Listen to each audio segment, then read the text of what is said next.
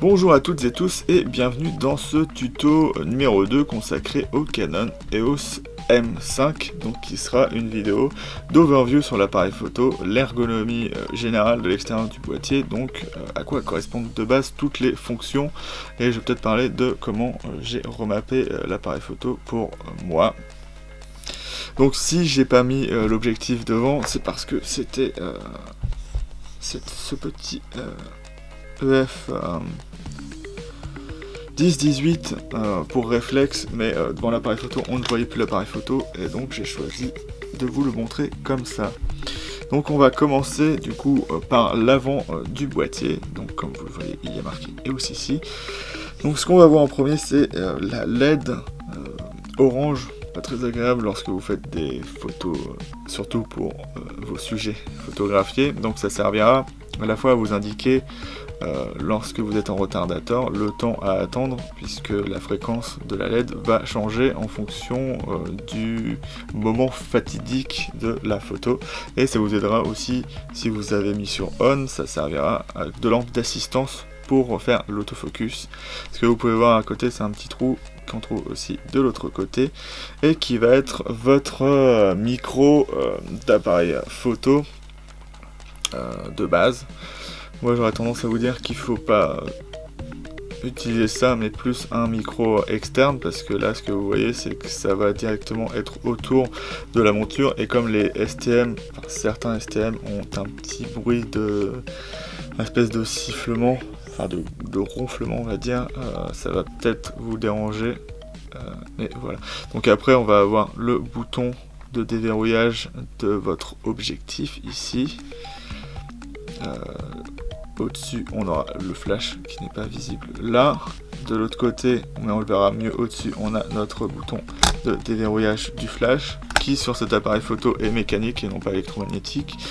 Donc voilà, et après on a un petit bouton ici qui sur les réflexes servirait à indiquer la profondeur de champ, enfin serait un visualisateur de profondeur de champ, mais sur cet appareil photo là de base il est réglé sur lorsque vous êtes en live view de passer l'appareil photo en de déclenchement tactile à déclenchement non tactile. Donc déclenchement tactile c'est vous appuyez sur l'écran et ça va prendre la photo.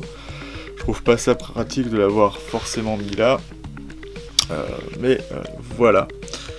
Donc là vous aurez votre déclencheur avec la molette principale dessus, qui est à la base réglée pour la vitesse, mais moi je l'ai réglé pour l'ouverture. Ici vous aurez un capteur pour les yeux rouges, voilà. Et ici on aura notre bouton M/FM qui va vous servir à personnaliser votre appareil photo. Donc du coup maintenant on va passer comme d'habitude au dessus de l'appareil photo. Donc comme vous pouvez voir, on voit notre bouton M/FN là, on a notre déclencheur avec notre roue principale, on a une autre roue qui va être la roue, je dirais, tertiaire, puisque normalement on a la roue avant et la roue arrière, qui va vous servir de base à régler les ISO, mais lorsque vous appuyez sur le dial function, comme c'est marqué là, vous avez toutes les options qu'on peut voir par exemple sur les réflexes par bouton là-dessus. Donc on peut régler plein de choses, on peut régler la zone auto, enfin le système d'acquisition, donc c'est-à-dire rafale, rafale basse, tout le tralala. On peut choisir entre cerveau et AF normal, et on peut choisir notre aussi mode d'autofocus, donc qui sera différent sur les réflexes. On aura visage plus suivi, on aura AF fluide et on aura un collimateur AF. Voilà. Après on aura ici notre roue de compensation d'exposition, donc qui n'est pas présente d'habitude sur les réflexes Canon, mais qui est là présente. On aura notre bouton de flash, on aura une griffe flash qui n'est pas spécifiquement faite pour le EOS M, donc c'est la même griffe pour utiliser les flash. Pardon, on va remettre ça. J'arrive. Sachez que sur le M6, la griffe va être un peu différente parce qu'elle va avoir des contacts à l'avant pour pouvoir mettre un viseur électronique. Et ici, on aura notre roue de commande, d'exposition, enfin de mode, notre roue de mode, pardon. Donc ici, ce que vous voyez, c'est que la petite barrette blanche sera là où il faudra régler votre mode, et de l'autre côté, ce qui peut être un peu confusant, je dirais, c'est qu'on a le logo qui signale le plan focal, donc là où sera votre capteur, donc à peu près ici. Et donc il faudra bien vous référer à ça, donc vous aurez tous les modes là-dessus. Donc on va passer à l'arrière du boîtier. Hop, je vais le rapprocher un peu, voilà. Et donc sur l'arrière du boîtier, on a donc pour commencer, ici on aura le bouton étoile qui servira à faire le blocage d'exposition. Ici on pourra choisir le mode de autofocus. Là on aura le bouton d'info qui servira, on va l'allumer, même si j'ai pas de, qui servira à changer le mode d'affichage. Voilà. Et qui, lorsque vous êtes en photo, enfin en mode de visualisation, servira à afficher les informations que vous avez mises dessus. Ici on aura un record button qui là par exemple je suis en mode vidéo, mais si vous êtes par exemple en mode manuel, il va quand même faire la vidéo. Voilà.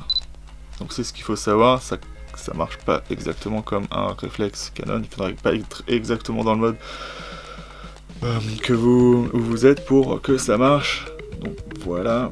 Après ici on aura notre roue secondaire avec des boutons qui serviront respectivement de base à l'ISO, à passer en mode manuel. La poubelle ne sert pas à ça en mode photo, moi je l'ai mis sur mode éco, mais ça peut être autre chose. Et là on aura notre bouton du flash, et donc là on aura notre bouton, alors on va changer l'affichage, notre bouton Q, où voilà vous avez toutes vos infos que vous avez choisies dedans, à la manière un peu d'un Sony je dirais. Et puis voilà, donc en dessous comme on l'a vu, on aura notre bouton de review, donc pour voir les vidéo, et donc là vous aurez votre poubelle qui vous sert évidemment à effacer ça. Hop. Après on aura notre bouton de menu qui servira à aller dans le menu. Si vous avez vu la vidéo d'avant, vous verrez que vous pouvez l'activer dans le dans la review de photos, et avoir d'autres modes, d'autres onglets dedans qui sont censés être normalement dans le menu de base, qui ne sont pas présents là comme vous le voyez. Donc voilà. Après du coup ce qu'on aura ici c'est notre écran tactile, mais il est en manuel focus vu qu'on n'a pas d'objectif dessus, et lorsque vous mettez vous passez là, vous avez votre détecteur de proximité qui va vous mettre dans le viseur. Alors du coup lorsque vous êtes dans le viseur, le pad pourra être sélectionnable pour changer votre point autofocus. Donc voilà. Après du coup lorsque vous passez là, vous allez avoir du coup votre roue de mode, et en dessous le bouton on et off. Voilà. Donc maintenant on va passer sur le côté du boîtier. Donc ce côté là va avoir le port HDMI qui est un HDMI micro. Voilà. Et ici en dessous vous aurez votre bouton de Wi-Fi. Donc contrairement au 80D, vous n'aurez pas besoin d'aller dans les menus pour configurer votre Wi-Fi. Vous avez juste à appuyer là, et voilà, il va vouloir pouvoir vous transférer votre image. Après on passe de l'autre côté et on ouvre notre petite porte Et donc là on aura un USB micro, donc oui, l'USB de téléphone portable. Après en dessous on aura notre prise micro, comme vous le voyez il n'y a pas de prise casque sur cet appareil photo. Et là on aura un port jack 2,5 mm, je viens juste de m'apercevoir que c'était pas du 3,5 comme l'autre. Et ça servira à utiliser votre télécommande externe, donc un intervallomètre ou une télécommande normale. Et puis voilà, donc on va passer en dessous. Lorsque vous passez en dessous, on va le laisser comme ça. Donc ici vous aurez votre logo de NFC et pas de Nescafé. Après on aura un pas de vis, un quart pour mettre votre trépied. Et là on aura notre trappe de batterie où vous avez bien évidemment votre batterie.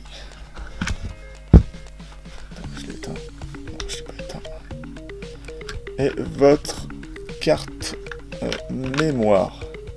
Donc le port carte mémoire utilisera de l'UHS 1 Maxi en SDXC, donc pas du HS2, et votre batterie, ça sera celle-là, voilà.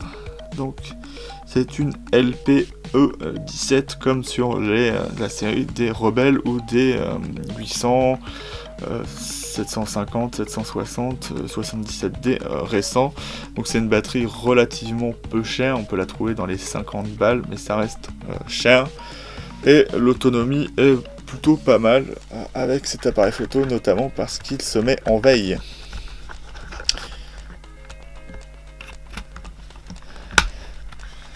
Et donc c'est ce qui clôt notre tour du EOS M5. Donc comme vous le voyez, ça a une ergonomie un peu différente d'un réflexe Canon. Donc je vous dis à bientôt dans la chambre de Goupil. Si vous avez aimé cette vidéo, n'hésitez pas à mettre un j'aime. Si vous n'avez pas aimé, dites pourquoi. Et moi dans tous les cas je vous retrouve pour une prochaine vidéo. Salut!